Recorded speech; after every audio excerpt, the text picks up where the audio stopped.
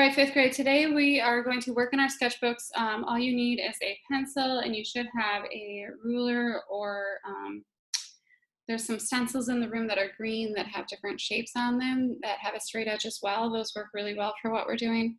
So hopefully you got your supplies out. We're going to be talking about how to use 1-point perspective to give the illusion of 3-dimension, turning a shape into a form. So today, I want you to just follow along with me step by step, and then hopefully you have a better understanding of 1-point perspective and how it can be used to create the illusion of depth in art. So today, the first step is going to be on your paper. Now I said to use a pencil. You'll see me using a marker just to be sure you can see my lines. But our first step when we do 1-point perspective is to create a horizon line. So we've learned before that the horizon line is the line usually when we do a landscape or something where the sky and the ground would meet, so it divides that space up. It's also sometimes considered to be eye level, or what you see like from eye level. So I'm just going to label this. I'd like you to label it in your sketchbook too. Label it horizon line. All right, and you can even call it eye level.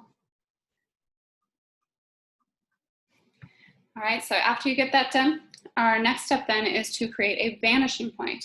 Now we have talked about this once before when we did a virtual lesson, but the vanishing point is kind of like a little point in space where things start to disappear from your vision. So we're going to make a little note of that just to make sure we understand it. So this is our vanishing point. Okay, so a place in space where things start to disappear from your vision, okay? Objects are far away.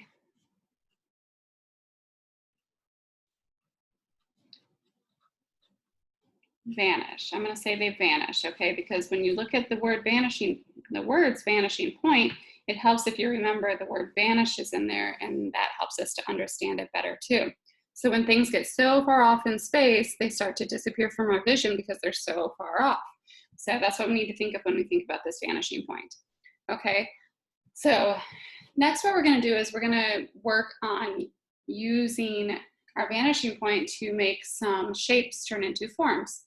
So we know that in art, when we talk about shapes, we're usually talking about squares. So I'll go ahead and draw a square on your paper.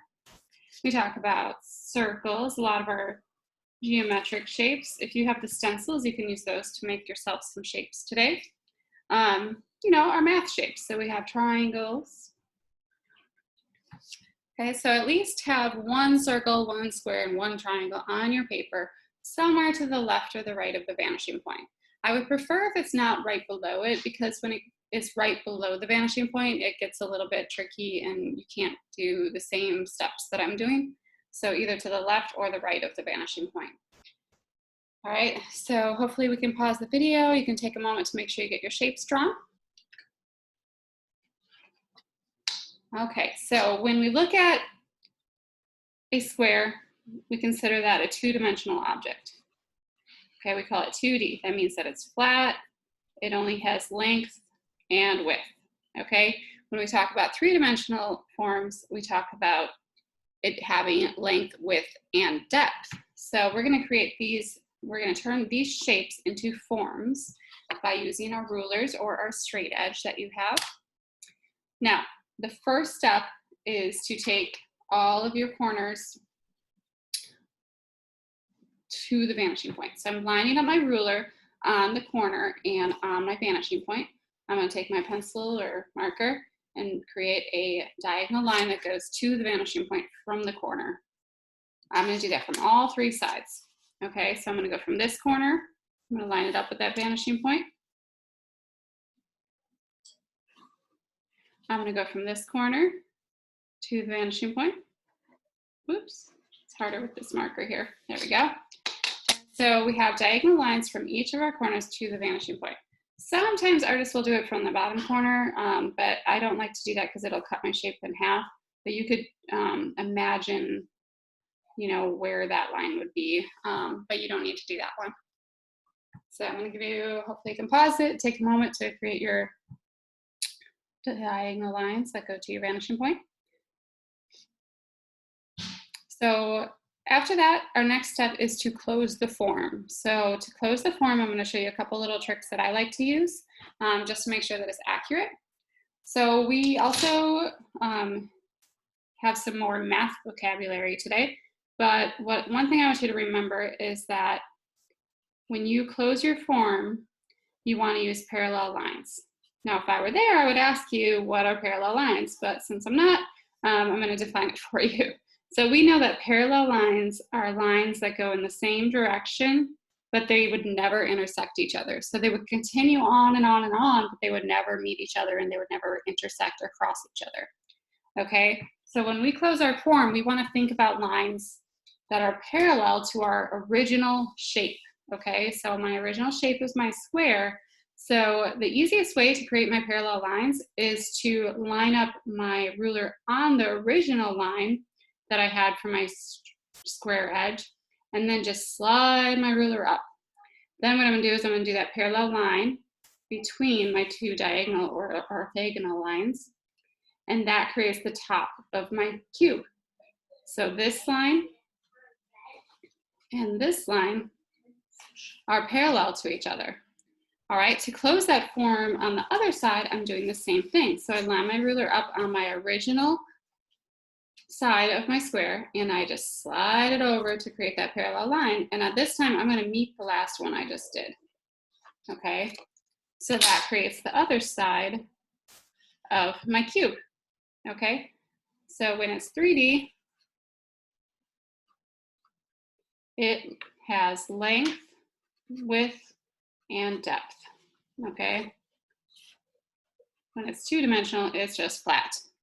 Has length and width. All right, I'm going to do that with my other shapes. I'm going to make them into forms as well. So when we look at a triangle, it can sometimes become either a prism or a pyramid. So I'm going to show you both techniques, and then you can decide if you want to make a prism or a pyramid. I'll add another one right up here just for the demonstration purposes. So just like my square, I'm going to go from my corners to my vanishing point. So from this top corner to the vanishing point, from the bottom corner, notice how I'm just rotating my ruler. So it's still on my vanishing point here, and I'm just taking it and rotating it to that other corner. Okay, so that goes down to there. Then if I'm going to do a prism, remember how I said to line it up with the original sides of your shape. It's kind of the same idea with a triangle, but because this line is diagonal, I need to slide it over diagonally to be the same kind of angle as my first line. So that would be a prism. That's a good job. Thank you. All right. Now, if we're doing a pyramid, we actually are going to do it from the corner, and you would do a diagonal line this way. So you would kind of create, so this is one side of it, and that's the front of it. Okay. Let me do it one more time here. Go from there. Go from there. And then for this one, because it's directly above my horizon line, I would go parallel to the bottom edge of it. But because it's directly above that eye level, you probably wouldn't see any of the other sides. You would only see the bottom of it if you're looking up at a 3D object. That's why it's better to go to the left or right, because then you can actually get the side view. All right. Now, when we're talking about a sphere in three-dimensional forms, you don't actually use a vanishing point for that. You would just use value and shading to create a sphere. So this circle is actually going to become a cylinder today. So when you're looking at round forms or round shapes like a circle, the rule is similar to a square or a triangle, but it doesn't have the same kind of straight sides like a square would have, but it still has two sides to it. So what I would do is line it up to the sides of that shape and go to my vanishing point. So I'm going to go directly across from the last one I just did on the other side and bring it to the vanishing point. Mom. And then, just like my original shapes, I'm going to follow the original shape. So a circle has a curve here, so I would follow the curve. So when I want to close this form, I'm going to slide down a little bit, depending on how big I want my form to be, and I follow the curve. So it becomes a cylinder. Okay. Now I'm gonna have you finish with all of your shapes. And then today you are going to also take, retake the same test that you, please listen, stop. Okay. You're gonna retake the same test that you took at the beginning of the school year. Remember when I gave it to you last time, I told you not to worry about how you do, just do the best you can. But this time you can use your sketchbook. So if you've been taking good notes in class on some of the lessons that we've been doing, hopefully it'll help you with your test. But just do the best you can. Don't worry about it. It's not going to get graded in the grade book. I just want you to show me what you know.